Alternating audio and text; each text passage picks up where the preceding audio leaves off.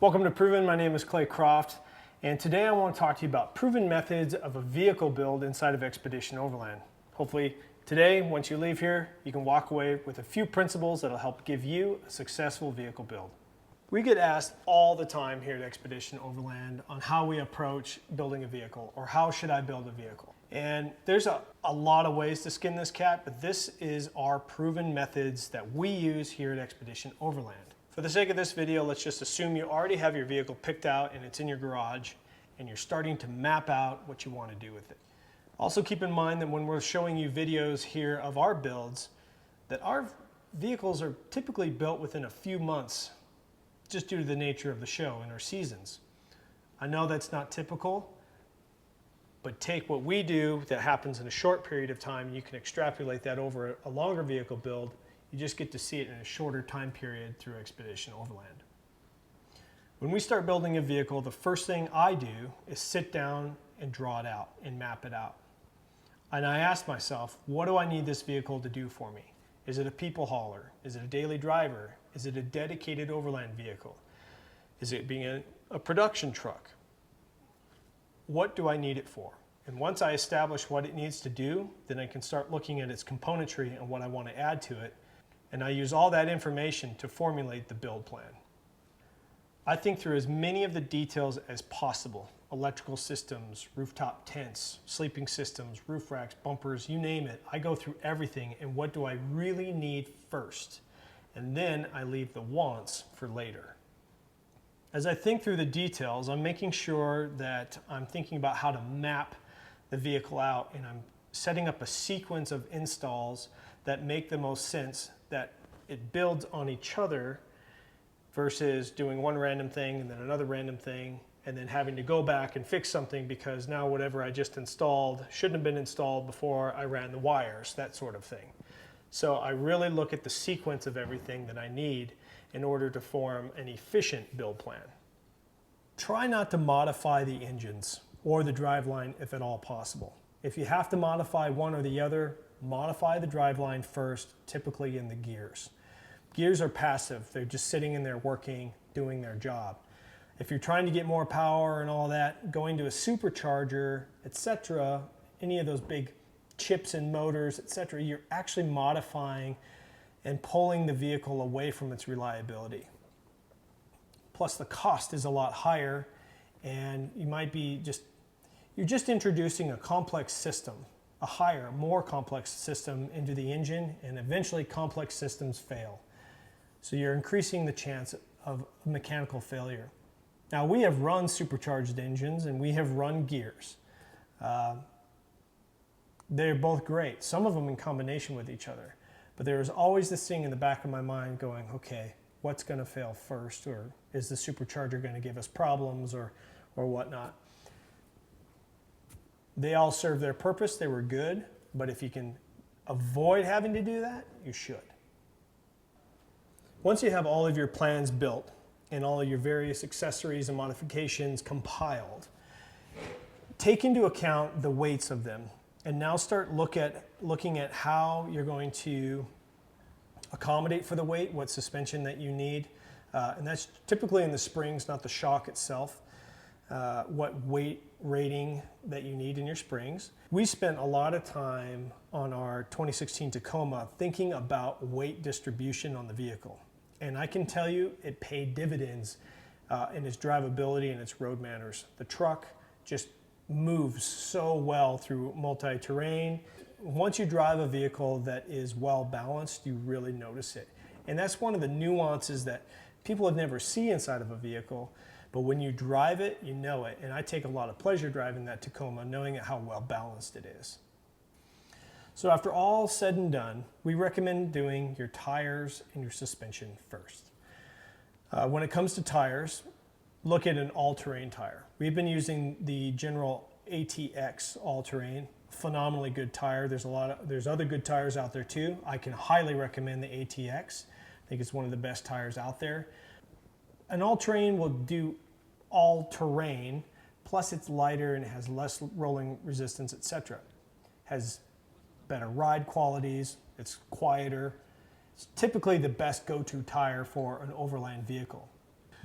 You may select a more rugged tire like an X3 or some other mud terrain tire when you're looking at more of an extreme environment or placing your truck in harm's way, either on short trails that are tough or long distance travels.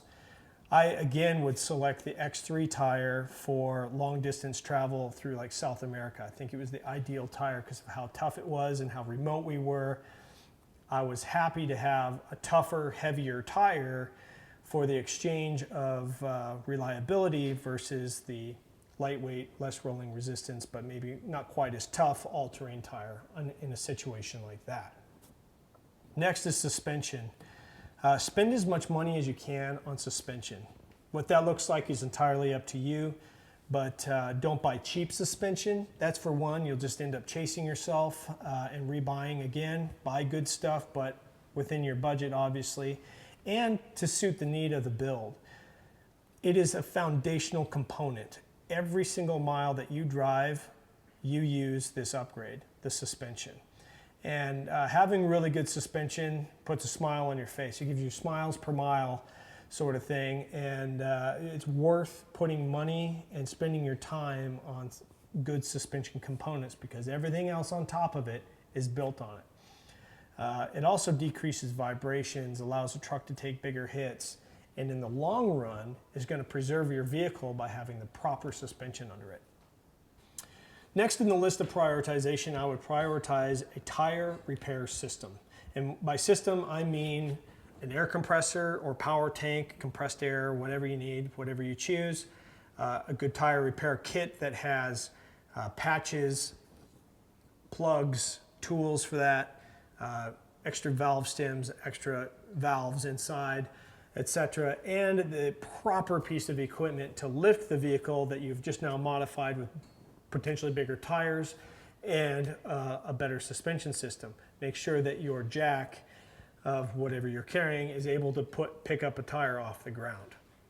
We have used the X-Jack, high lift jacks, and the Bushwhacker airbag system in our travels, and all of them have performed their jobs. If I was to pick one, it would be the ARB X-Jack.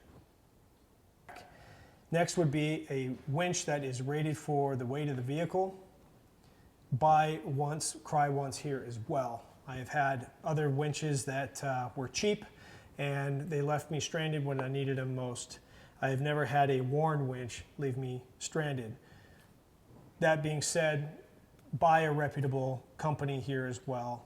You're going to rely on it, and there's oftentimes a lot of time between uses, and a good, well-built winch will be able to withstand not being used better than a cheap winch that's not sealed well, etc. When it comes to winches, you need to buy a good one. A mired truck is no thing to shake a stick at. You need to have good equipment. Consider your truck a piece of heavy equipment, and heavy equipment sometimes need heavy equipment tools to move them around safely, and that's exactly what a winch is. When you need a winch, you need a winch. Buy a good one. When it comes to winches and front bumpers, make sure that the bumper is rated for the winch that you're putting inside of it, and that the mounting systems are correct to be able to take the loads that a winch is going to apply to a stuck vehicle. This can be overlooked a lot of times. In addition, make sure that the attachment points for D-rings or bow shackles or whatnot are properly attached to a bumper as well. Nothing worse than one of those points failing under heavy load in a recovery situation. Poor planning could bring about injury. Also, details that I think about are power management systems. Are you going to need a dual battery system? Are you going to need a battery management system? Are you going to run an inverter? Do you want to touch on solar? Where and what side of the vehicle is the best side of the vehicle to run all the wires down, etc. When it comes to the lights, where are you going to mount the lights? Where are you going to put those switches on the dash? Should you use a Switch Pro or an S-Pod 4x4 system to mount all the switches so you can keep it clean? Can you afford that? Etc. You look through all those details and map it out first, and then one by one you knock them out. when it comes to electrical stuff, switches, power management, etc., wiring, connections, and batteries, spend your time here. Spend your money here. It is really important to get it right the first time. Make sure that it's clean. Split loom stuff. Go the extra mile the first time. You won't regret it. Doing it right incorporates a major safety factor as well. Knowing how it's fused, where should it be fused, what amperages, etc. Talk to people, find out what makes sense and what is safe, and then do that. The biggest near catastrophe I've had on a vehicle was due to poor wiring. And that is when I learned way back when that it's worth your time to wire it right the first time before a simple thing burns down your truck. And there really is nothing worse than having to redo an electrical system when you're halfway through a build. Make sure you do it right. Run all the wires once. Leave extra wires in there for future modifications. Do it right the first time. The next thing to consider is, how are you going to sleep in camp? What does your shelter system look like? If you're going to go with a rooftop tent system, I highly recommend a roof rack. And if you're going to select a roof rack, I really recommend going with a manufacturer that manufactures a roof rack, as well as the rooftop tent systems and any of the accessories that you would put on the roof rack as well. It just keeps the future installs and the accessories when it comes to the mounting systems compliant and easy.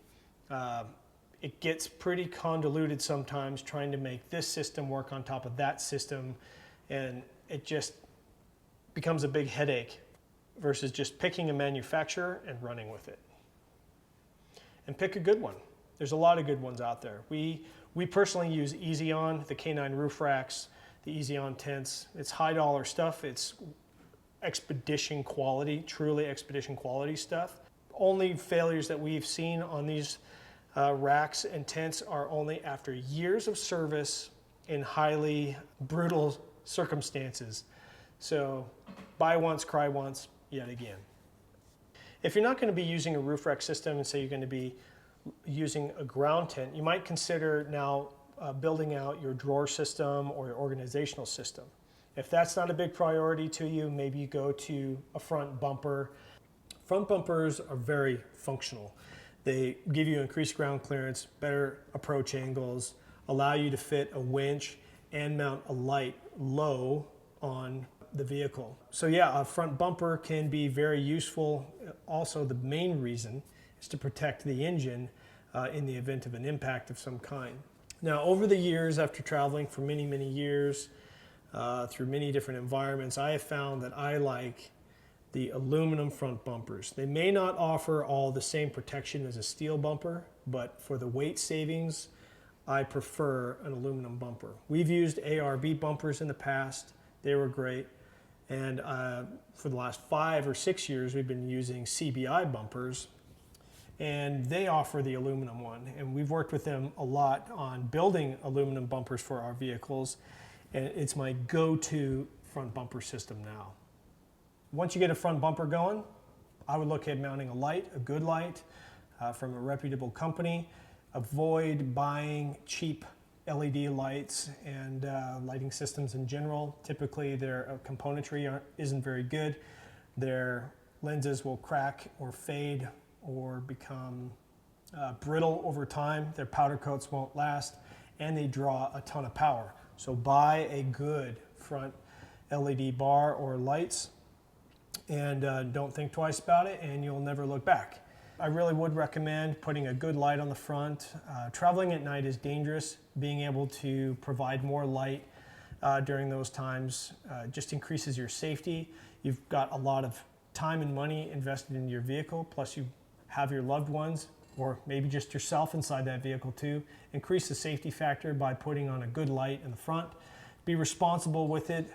But I consider this a really good purchase to have. Mount it low on the bumper and don't look back. You'll use it a lot. Past this point, I consider a vehicle pretty well built. You can go all the way, infinite amount of possibilities beyond this. More protection, rock sliders, skid plates, all kinds of stuff. You could go forever. Our trucks are extremely well built, extremely overbuilt for some situations, but at the end of the day, we built them for a purpose, and they do serve their purpose really well.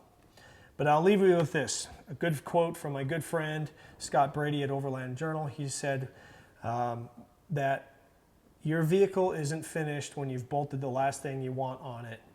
Your vehicle is finished when you've taken the last thing you don't need off of it.